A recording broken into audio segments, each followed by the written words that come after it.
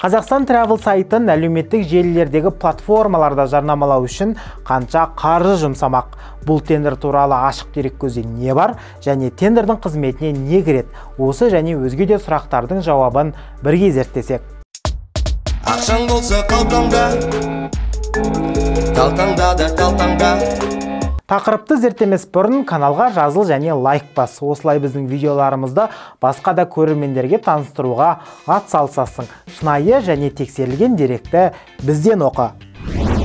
Билік елдің шетелдегі имиджін сақтап тұру үшін қыруар қаржы жаратады. 2023 жылы Мәдениет және спорт министрлігінің Қазақ туризм компаниясына тиесілі Қазақ Travel сайтын әлеуметтік желілердің платформасында жарнамалауға 142 миллион теңгеге тапсырыс берген. Техникалық сипаттамаға сай, сайтты онлайн баннерлер арқылы 3 жарнама науқанын өткізеді. Жалпы әлеуметтік желіге 32 баннер және 6 секундтық 12 бейнеролик салынуы керек.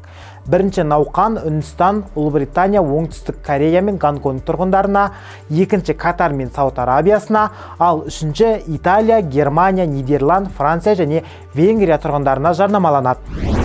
Әрі министрлік Condé Nast Travel атты элиталық онлайн журналына 2 жарнамалық материал жариялауға 26 миллион теңгеге де тапсырыс берген. Имидждік мақалаларды жариялаумен Қазақ туризм компаниясы айналысады.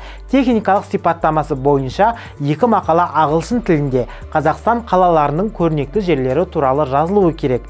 Ескерері, нақты қай қалалар туралы айтылып отырғаны белгісіз, әрі тапсырыс беруші миллион адамдық аудиторияны қамтып, кейінірек жарияланымды қанша адам көргені туралы есеп ұсынуға міндетті. Ал журналдың қаралым санын қарапайым қолданушы көре алмайды. Сол себепті де тапсырыс өзінің құнын ақтады ма, анықтау мүмкін емес. Егер мақаламен толығырақ танысқыңыз келсе, сипаттамада көрсетілген сілтемеге өтіп оқи аласыз. Ақшаң болса қалтаңда, қалтаңда да қалтаңда.